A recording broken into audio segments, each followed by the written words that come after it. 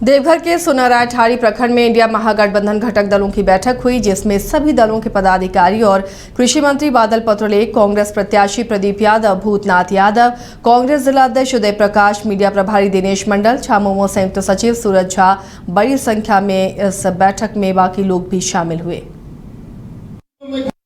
जरूरी है क्या? आप सब चाहते हैं कि नहीं बूथ की मजबूती हो, तो हम उसके लिए खड़े हुए हैं। भाई जो पंचायत के लोग आए हैं, एक बूथ के फॉर्मेट बना करके मंत्री जी और हम लोगों ने सलाह करके लाया है, और जो पूरी पंचायत है उस पंचायत को हम सब प्रभार देंगे। फोटो स्टिक करा के इसमें जोड़ देना, उसमें क्या देना, लेकिन बहुत लंबा चौड़ा 50 नहीं करना है। 20 है, बहुत हो गया तो 25 हो गया, उससे ज्यादा नहीं जाना है। कि पहले 102 सीट, अब फिर कैसी सीट का चुनाव होगा? 88। नाम बता रहे हैं कि मोदी जी नीचे है, राहुल गांधी ऊपर है। जरूरी है क्या? आप सब चाहते हैं कि नहीं बूथ की मजबूती हो, तो हम उसके लिए खड़े हुए हैं। भाई जो पंचायत के लोग आए हैं, एक बूथ के फॉर्मेट बना करके मंत्री जी और हम लोगों ने सलाह करके लाया है, और जो पूरी पंचायत है उस पंचायत को हम सब प्रभार देंगे। फोटो स्टिक करा के इसमें जोड़ देना, उसमें क्या देना, लेकिन बहुत लंबा चौड़ा 50 नहीं करना है। 20 है, बहुत हो गया। रांची के वरीय पुलिस अधीक्षक चंदन कुमार सिन्हा ने प्रेस वार्ता कर बताया कि महिलाओं से चेन छिनताई करने वाले एक अपराधी को गिरफ्तार किया गया है। पुलिस ने बड़ी ही मेहनत से एक टीम के रूप में काम किया और इसमें जो अपराधी शामिल थे, बहुत ही चालाकी से इनकी गिरफ्तारी की गई। हाल के दिनों में जो घटनाएं हुई हैं, इसका प्रमुख सरगना गिरफ्तार किया गया। इसके साथ ही जिसको ये चेन बेचता था उसे भी पुलिस ने गिरफ्तार किया है। इस गिरोह का एक आदमी फरार है, जिसे पकड़ने के लिए पुलिस कोशिश कर रही है। ये आदमी मार्च में जेल से निकला था और जेल में निकलने के बाद फिर इसने लगातार घटनाएं की थी। तो जो रांची के चेन छिनतई का जो प्रमुख गिरोह है, उसका सरगना ये है जो गिरफ्तार हुआ है। इसके साथ जो चेन खरीद के जिस लड़के को ये बेचता था वह भी गिरफ्तार हुआ है। प्रमुख बात ये है कि जिस टी शर्ट में इसने शर्ट पहन के इसने घटना का अंजाम दिया था, जब पकड़ा गया तो वो शर्ट भी बरामद हुआ है, जो हमारे लिए एक प्रमुख साक्ष्य है। इसके अलावा जो चेन छीना गया है वो भी हम लोग जिनके छीना गया है उनसे पहचान कराएंगे।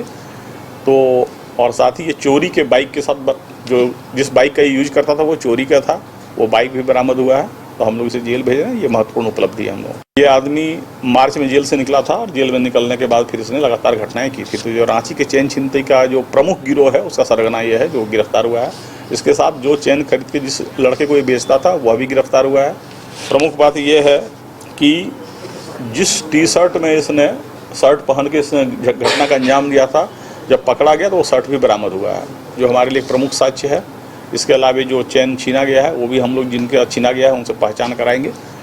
तो और साथ ही ये चोरी के बाइक के साथ जो जिस बाइक का यूज करता था वो चोरी का था, वो बाइक भी बरामद हुआ है। तो हम लोग इसे जेल भेज रहे हैं, ये महत्वपूर्ण उपलब्धि है हम लोग। ये आदमी मार्च में राजधानी रांची के लोअर बाजार थाना क्षेत्र के मोराबादी में फल दुकान की आड़ में मादक पदार्थों की बिक्री करने के मामले में पुलिस ने 2 लोगों को पकड़ा है। दोनों के पास से अफीम और ब्राउन शुगर मिला है। वरीय पुलिस अधीक्षक चंदन कुमार सिन्हा ने बताया कि रांची को नशा मुक्त करने के लिए विशेष अभियान आगे भी जारी रहेगा। उन्होंने आम जनता से अपील की है कि वो इसमें सहयोग करें। रांची को नशा मुक्त करने के लिए रांची पुलिस एक विशेष अभियान चला रही है, और आप उसमें देखेंगे कि उसमें जो है सिटी एसपी के नेतृत्व में टाउन एरिया में बहुत ज़बरदस्त कार्यवाहियाँ हुई है। उसी कड़ी में पुनः 2 गिरफ्तारी हुई है, जिसके पास से अफीम और ब्राउन शुगर दोनों बरामद हुआ है। जो क्वांटिटी है वो कमर्शियल क्वांटिटी है और कीमत करीब 2.5-3 लाख रुपये जो जब्त सामान है उसका कीमत है। इसमें से महत्वपूर्ण बात यह है कि एक जो इसमें डीलर है, पेडलर है, वह फल दुकान चलाता है मोराबादी के कॉर्नर में, और फल दुकान के आड़ में ये सब काम भी वो कर रहा है। ये 2 गिरफ्तारी है और ये अभियान लगातार चलता रहेगा। रांची को नशा मुक्त करने के लिए धनबाद के गोविंदपुर स्थित क्रिसेंट इंटरनेशनल स्कूल में रेट्रो डे का आयोजन किया गया, जहां स्कूली बच्चों को 70 के दशक वाली भारतीय पारिवारिक पृष्ठभूमि के साथ साथ उसी समय के सामाजिक परिवेश से अवगत कराया गया। दरअसल आज के आधुनिक युग में लोग इतने व्यस्त हो गए हैं कि शाम को परिवार के लोग एकत्र होते भी हैं तो उन्हें एक दूसरे से बात करने का मौका नहीं मिलता, क्योंकि सबके हाथ में एक मोबाइल आ गया है। लेकिन 70-80 के दशक में ऐसी स्थितियां नहीं थी। उस वक्त परिवार में लोग जब बैठते थे तो आपस में बातचीत होती थी। बच्चों को इस युग के सुकून भरे पल से अवगत कराते हुए उन्हें मोबाइल, लैपटॉप और गैजेट से दूरी बनाने का भी सुझाव दिया गया। मौके पर विद्यालय की कोऑर्डिनेटर और प्राचार्य विजेता दास ने बताया कि क्रिसेंट इंटरनेशनल स्कूल परिवार अपने छात्रों के सर्वांगीण विकास के लिए सतत प्रयत्नशील है। आज हमारे स्कूल में रेट्रो डे मनाया गया। कक्षा बाल वाटिका 1, 2, 3 और स्टैंडर्ड 1 और 2 के बीच में दर्शक के रूप में क्लास 5 तक के बच्चे मौजूद थे, टीचर्स भी मौजूद थे। रेट्रो डे मनाने का हमारा मकसद यही था कि बच्चों के बीच एक जानकारी देना कि 70-80 के दशक में लोग बिना मोबाइल, बिना लैपटॉप, बिना इंटरनेट के कैसे चलते थे। सोशल मीडिया उस वक्त इतनी ज़्यादा नहीं थी जितना अभी लोगों के ऊपर हावी हो गई है।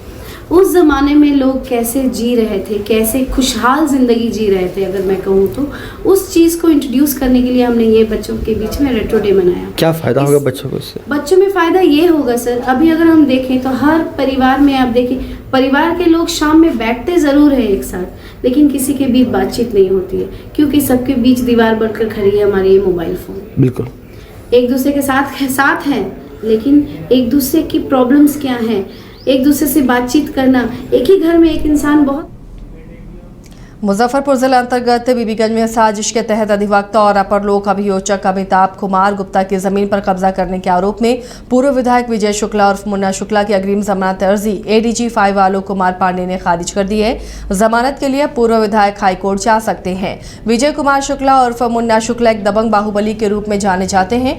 पहले बहुचर्चित डीएमजी कृष्णैया और मंत्री ब्रजबिहारी प्रसाद की हत्या मामले में भी आरोपी बनाए गए थे, जिसमें वो अब बरी हो चुके हैं। इन पर जमीन कब्जा समेत कई अन्य गंभीर मामले विभिन्न थानों में दर्ज हैं। शिकायतकर्ता अधिवक्ता अमिताभ गुप्ता ने जानकारी देते हुए बताया कि नेशनल हाईवे के सड़क किनारे करोड़ों की जमीन का फर्जी केवाला कर पूर्व सीओ नागेंद्र कुमार और अंचल अमीन बालेश्वर राम की मिलीभगत से कब्जा कर लिया गया है। इसी मामले में परिवाद दर्ज करने के बाद न्यायालय ने मुन्ना शुक्ला की अग्रिम जमानत अर्जी खारिज की है।